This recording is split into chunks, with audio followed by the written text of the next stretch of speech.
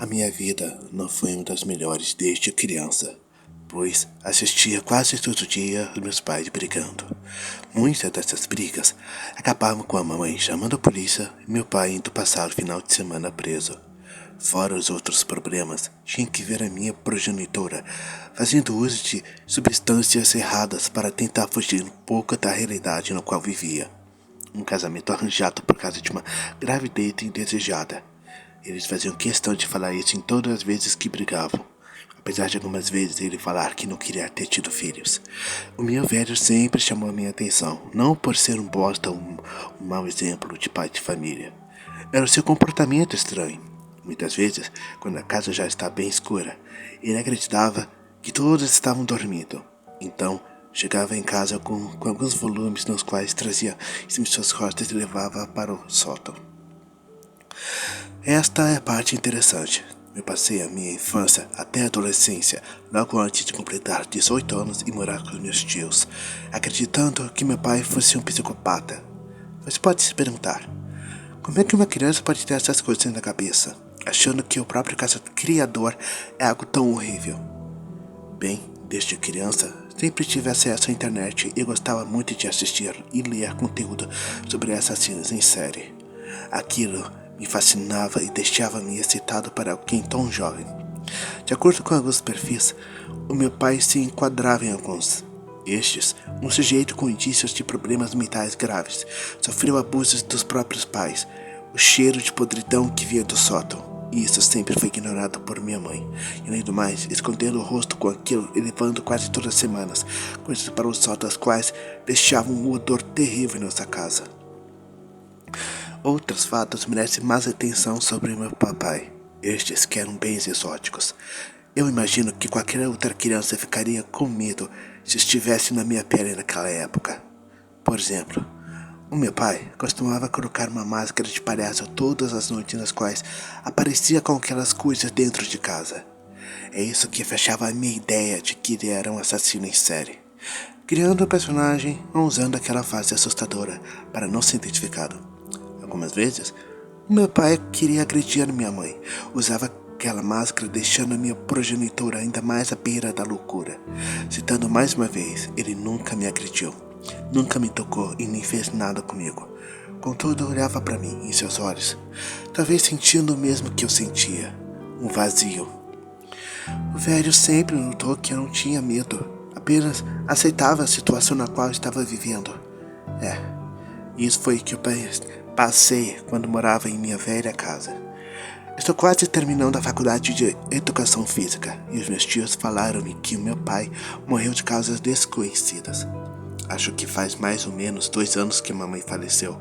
Com a morte do meu velho, eu fiquei um pouco triste, em razão de que, apesar de tudo, meu pai nunca foi agressivo comigo, além de maltratar a minha mãe como se ela fosse uma mulher qualquer. O mistério estava em minha cabeça. O que o meu pai guardava todo esse tempo no sótão? Lembro que alguns conhecidos e até os meus amigos de infância desapareceram quando ainda morava com meus pais. Não pretendia falar sobre esse detalhe peculiar. No entanto, faz parte da minha história. Nessa época, eu pedi para ficar no porão, já que não dava para escutar minha mãe chorando, e nem meu pai fazendo barulhos estranhos no sótão todas as semanas. Sei que você está querendo saber sobre os desaparecimentos, não é mesmo?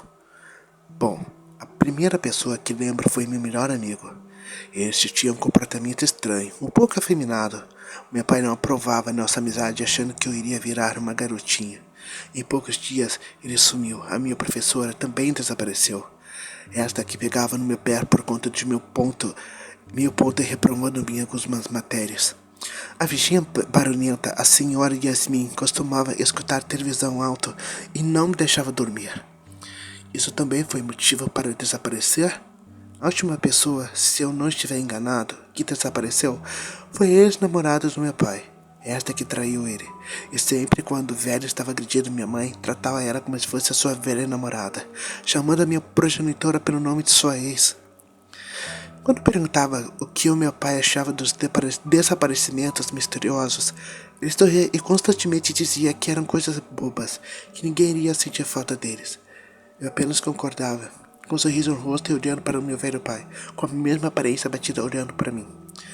Como eu disse, faz pouco tempo que meu pai havia morrido, e todo esse tempo eu nunca entrei no sótão para saber o que ele fazia lá.